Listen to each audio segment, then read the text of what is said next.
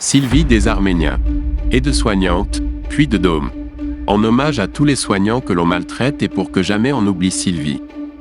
Sylvie avait 53 ans. Aide-soignante en service de réanimation, elle avait consacré sa vie à soulager la souffrance des autres. Elle a été broyée par un système de santé déshumanisé qui bafoue les droits les plus élémentaires de l'être humain, celui du consentement libre et éclairé et du choix de recevoir ou non un traitement. Que son âme réveille les consciences et illumine les esprits libres et généreux. Nous avons perdu une amie résistante. Sylvie des Arméniens.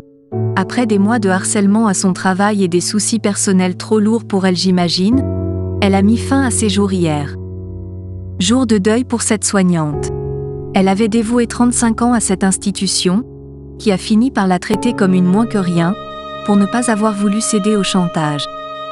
Elle avait fini par se faire vacciner à contre-cœur, pour arrêter de subir le chef de service, aider ses collègues et patients, subvenir à ses besoins et conserver son ancienneté et son travail.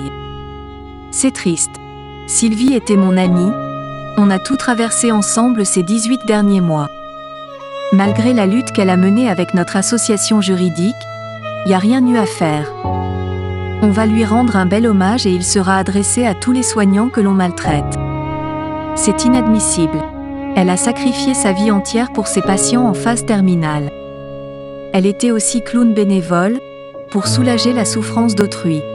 Et sans doute s'aider elle-même à faire ce travail difficile. Personne ne l'aurait fait mieux qu'elle. Elle avait tout de la soignante bienveillante, précautionneuse, à l'écoute et dans la joie malgré les difficultés. Elle me parlait toujours de ses patients avec plein d'amour et de dévotion.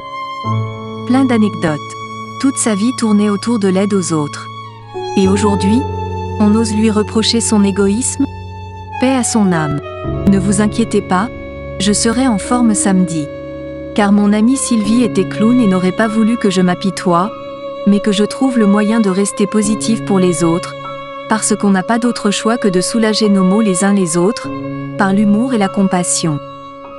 Elle a été un exemple pour moi, n'a jamais eu un mot de haine pour ses collègues alors que moi je l'ai, la haine.